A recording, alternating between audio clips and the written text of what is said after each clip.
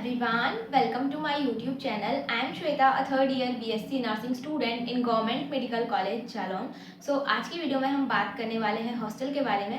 अगर आपको एक गवर्नमेंट कॉलेज मिलता है, अगर आप यूपीसी नेट के थ्रू किसी गवर्नमेंट कॉलेज में जाते हो तो उस केस में क्या आपको हॉस्टल मिलेगा, क्या आपका हॉस्टल में रहना मैंडेटरी है, और सबसे इम्पॉर्टेंट अगर आप हॉस्टल नहीं लेते हो तो क्या आपकी फीस जो है वो डिडक्ट होगी।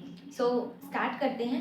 अगर आप यूपीसी नेट के थ्रू किसी गवर्नमेंट कॉलेज में एडमिशन लेते हो तो उस केस में ऐसा कोई मैंडेटरी नहीं है कि आपको कॉलेज में हॉस्टल में ही रहना है। अगर आपको कॉलेज ज्वाइन करना है, आपका अगर कॉलेज आपके घर के पास है, आपकी सिटी में है, तो आप घर से भी जा सकते हो, as a day scholar college join कर सकते हो। दूसरी चीज़, अगर आप हॉस्टल ज्वाइन नहीं करते हो तो आपकी जो फीस होती है वो कुछ कॉलेजेस में, मतलब मोस्टली कॉलेजेस यूपी के अंदर जितने भी आते हैं उसमें जो फीस होती है आपकी, जब आप 40,000 पे करते हो अपनी सीट सिक्योर करने के लिए, तो उसी में इंक्लूडेड रहती है। बट काफ़ी जगह पे क्या है, कुछ एक्स्ट्रा चार्जेस लगते हैं हॉस्टल के आपसे।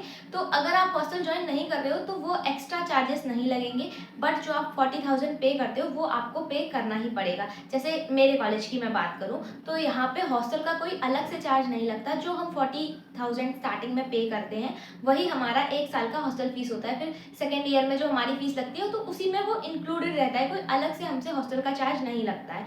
तो जैसे अगर आप फर्स्ट ईयर में हॉस्टल ज्वाइन नहीं कर रहे हो तो आपको वो फीस पे करनी ही पड़ेगी। और यूपी में कुछ कॉलेजेस ऐसे भी हैं जहाँ पे हॉस्टल ही नहीं है, मतलब जैसे बहराइच का कॉलेज है वहाँ पे हॉस्टल नहीं है, अयोध्या का कॉलेज है वहाँ पे हॉस्टल नहीं है। वहाँ पे जो स्टूडेंट्स होते हैं वो पीजी लेके या फिर रूम लेके रहते हैं, तो वहाँ पे भी आपको वो 40,000 स्टार्टिंग वाला पे करना पड़ेगा। बट ये जो फीस रहती है 40,000, ये आपको रिफंड मिल जाती है स्कॉलरशिप के उस पर।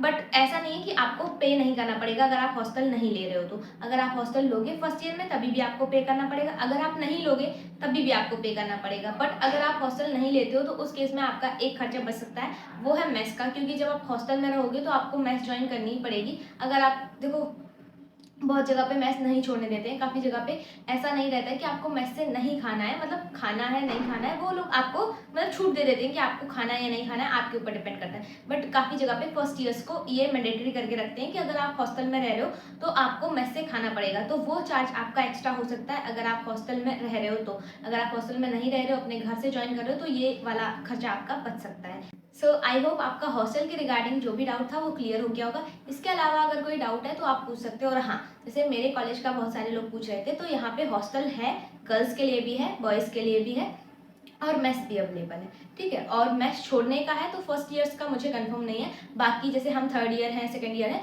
तो वो लोग मेस छोड़ सकते हैं। ठीक है, आई होप आपको ये वीडियो पसंद आया होगा। एंड अगर आप चैनल पर नए हैं तो प्लीज़ चैनल को सब्सक्राइब कर लीजिए ऐसे ही और इन्फॉर्मेटिव वीडियोज़ के लिए। Thank you, bye bye.